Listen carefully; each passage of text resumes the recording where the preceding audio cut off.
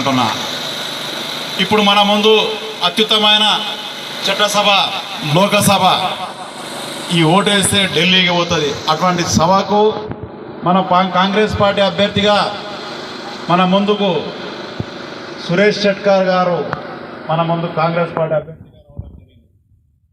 గతంలో కూడా 2009 ఎన్నికల్లో సురేష్ షెట్కార్ గారు మన కాంగ్రెస్ పార్టీ తరఫున పార్లమెంటుకు జైరాబాద్ నుంచి పార్లమెంట్ అభ్యర్థిగా, కాంగ్రెస్ పార్టీ అభ్యర్థిగా, మరియు ఆ రోజు దివంగత కృష్ణారెడ్డి గారు తెలంగాణ ఆంధ్రప్రదేశ్ శాసనసభకు కాంగ్రెస్ పార్టీ అభ్యర్థిగా వాళ్ళిద్దరు రావడం జరిగింది.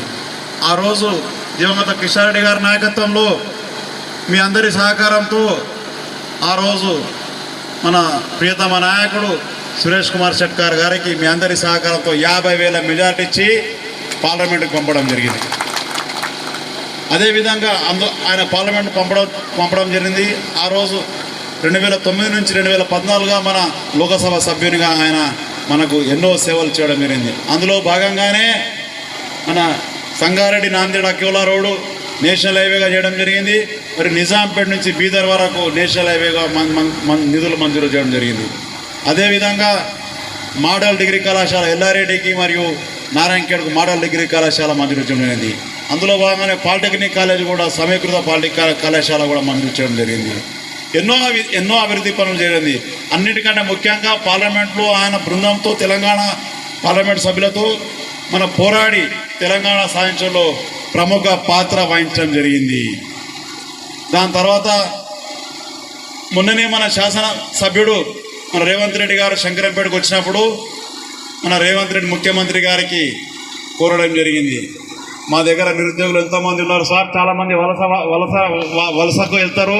గిరిజన సోదరులు ఎంతోమంది నిరుద్యోగులు వలసలకు వెళ్ళి చాలా చదువుకొని కూడా నిరుద్యోగంగా ఉన్నారు. కాబట్టి మా దగ్గర ఫ్యాక్టరీలు ఏర్పాటు చేయాల్సిన అవసరం ఉంది సార్, దయచేసి మీరు ఫ్యాక్టరీలు ఏర్పాటు చేయాలని చెప్పి కోరితే రేవంత్ రెడ్డి గారు సభాముఖంగా ఏమన్నారంటే, సంజయ్ రెడ్డి గారు మీరు నారాయణఖేడ్ అత్యధిక మెజార్టీ ఇవ్వండి, నేను 2,000 ఎకరాలు మీరు ఒకవేళ ప్రొక్యూర్ చేస్తే నేను ఫార్మా సిటీ విలేజ్ ఇచ్చా అని చెప్పేసి సభాముఖంగా రేవంత్ రెడ్డి గారు హామీ ఇవ్వడం జరిగింది. అందులో భాగంగా ఆ రోజు సంజయ్ రెడ్డి గారు తప్పకుండా నా నియోజకవర్గం నుంచి మీ కార్యకర్తలందరి మీద నమ్మకంతో ఆయన మీద మీ మీద నమ్మకం పెట్టి నేను నారాయణఖేడ్ నుంచి గతంలో కిషన్ రెడ్డి గారు ఇచ్చినట్లు 50,000 మెజార్టీ ఇస్తానని చెప్పేసి చెప్పడం జరిగింది. అదే ఆయన ఒక్కరిని, సంజయ్ రెడ్డి గారు ఒక్కరి వల్ల సాధ్యం కాదు. మీ కార్యకర్తలు ఇంటింటికి వెళ్ళి మన గత ఎన్నికల కంటే ముందు ఇచ్చిన 6 గ్యారెంటీలను 5 గ్యారెంటీలు అమలు జరిగింది. ఆ 5 గ్యారెంటీలను ప్రజలలోకి తీసుకెళ్ళి ఈరోజు మీరు ప్రతి ఇంటికి వెళ్ళి ఓట్లు అడగాల్సిన అవసరం ఉంది. అయితేనే ప్రతి బూతుకు తక్కువ 200 నుంచి 250, 300 ఓట్లు మెజార్టీ వస్తేనే మన నారాయణఖేడ్ నుంచి 50 నుంచి 60,000 మెజార్టీ రావడం జరుగుతుంది. కాబట్టి మీ అందరూ మీపై పెట్టిన నమ్మకాన్ని సంజయ్ రెడ్డి గారు మీరు వమ్ము చేయకుండా, మనకు సమయం లేదు, వారం రోజులు మాత్రమే ఉంది, మీరు ఇంటింటికి వెళ్ళి గత ఎన్నికలలో మనం ఇచ్చిన 5 గ్యారెంటీలను అమలు చేసిన తీరును ఇప్పుడు మీరు మన హాస్పిటల్కి వెళ్తే అప్పుడు గతంలో రాజశేఖర రెడ్డి గారు ఆరోగ్యశ్రీ కింద 2 లక్షలు చేయడం జరిగింది. దాన్ని కేసీఆర్ గారి ప్రభుత్వం నిర్వీర్యం చేయడం జరిగింది. ఈరోజు మళ్ళీ రేవంత్ రెడ్డి గారు వచ్చిన తర్వాత పెద్ద హాస్పిటల్ అపోలో కానీ, యశోద కానీ, కిమ్స్ కానీ ఏ హాస్పిటల్కి వెళ్ళినా మీ ఒకవేళ రోగగ్రస్తు మన కుటుంబ సభ్యుల రోగగ్రస్తులు అయితే 10 లక్షల వరకు ప్రభుత్వమే సాయం అందిస్తుంది.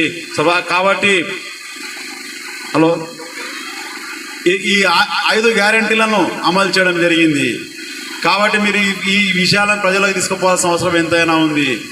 గత శాసనసభ ఎన్నికలలో మనము ప్రతిపక్షంలో ఉంటిమి, వాళ్ళ అధికార పక్షంలో కేసీఆర్ గారు ముఖ్యమంత్రిగా ఉండి అప్పటి ఇంకా కూడా ప్రజలలో ఒకటే ఉండే, మళ్ళీ కేసీఆర్ ముఖ్యమంత్రి అవుతాడు, మళ్ళీ టీఆర్ఎస్ ప్రభుత్వం వస్తుంది, మళ్ళీ గత శాసనసభ్యుడు ఎన్నికవుతాడని చెప్పేసి ప్రజలలో ఉండి వాళ్ళు భయభ్రాంతులు గుర్తు చేయడం జరిగింది.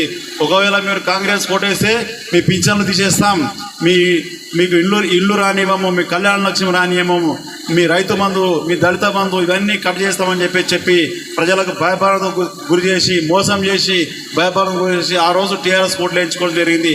అయినప్పటికీ కూడా మెజారిటీ ప్రజలు వాళ్ళు నమ్మకుండా సంజయ్ రెడ్డి గారికి భారీ మేడతో గెలిపించడం జరిగింది.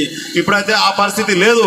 ఈరోజు మన శాసనసభ్యుడు సంజయ్ రెడ్డి గారు ఉన్నారు, మన ముఖ్యమంత్రి గారు రేవంత్ రెడ్డి గారు ఉన్నారు. మీరు ప్రజలలోకి వెళ్ళి మా ఎమ్మెల్యే ఉన్నాడు, మా ముఖ్యమంత్రి ఉన్నాడు, దయచేసి మీరు ప్రతి దగ్గరికి పోయి ఏ పథకాలు ప్రభుత్వ పథకాలు అమలుగా ఉన్నా మా ద్వారా అవుతుంది, మీ కార్యకర్తలతోనే అమలు అవుతుంది. కాబట్టి మీరు ప్రజల దగ్గరికి వెళ్ళి మీరు ఏ ఇల్లు కానీ పింఛన్లు కానీ ఏ డబుల్ బెడ్రూమ్లు కానీ ఏ ఇల్లు అయినా సరే ఏ ప్రభుత్వ పథకమైనా సరే మేమే చేస్తామని చెప్పి వాళ్ళకి చెప్పి గతంలో టీఆర్ఎస్ ఓట్లు వేసిన వాళ్ళ ఇండ్లలో కూడా వెళ్ళి మీరే అర్హులైన వారు ఎవరైనా ఉంటే మీకు తప్పకుండా ఇండ్లు ఇప్పిస్తాం, పింఛన్లు ఇప్పిస్తాం, కళ్యాణ లక్ష్యం ఇప్పిస్తామని చెప్పి వాళ్ళందరి మన వైపు తిప్పుకొని గతంలో టీఆర్ఎస్ కోటేషన్లో కూడా కాంగ్రెస్ వైపు ఆకర్షితులను చేసుకొని మనం మెజార్టీ పెంచుకోవాల్సిన అవసరం ఉంది. అయితేనే మనం 50,000 మెజార్టీకి మనం టార్గెట్కు రీచ్ కాగలుగుతాము. కాబట్టి మీరు ఈ వారం రోజులే ఉంది, ప్రతి ఒక్కరూ నిద్రాహారాలు మాని రాత్రి అనగా పగలనగా ఇంటింటికి వెళ్ళి మీరు మన 5 గ్యారెంటీలను అమలు చేసిన 5 గ్యారెంటీలను మనకి మన కాంగ్రెస్ పార్టీ అఖిల భారత కాంగ్రెస్ పార్టీ ఇచ్చిన కొత్త 5 గ్యారెంటీలను కూడా ప్రజలకు తీసుకెళ్లి అధిక మొత్తంలో సురేష్ రెడ్డి గారు ఓట్లు ఇప్పించి భారీ మేడతో గెలిపించాల్సిన అవసరం ఉంది. కాబట్టి వచ్చే ఎన్నికల్లో మే 11 నాడు మీరు నిద్రపోకుండా అందరికీ ఓట్లు ఇప్పించి అత్యధిక మేడ ఇచ్చి సురేష్ గారు గెలిపించగాలని మనవి చేస్తూ ముగిస్తున్నాను. జై హింద్, జై కాంగ్రెస్.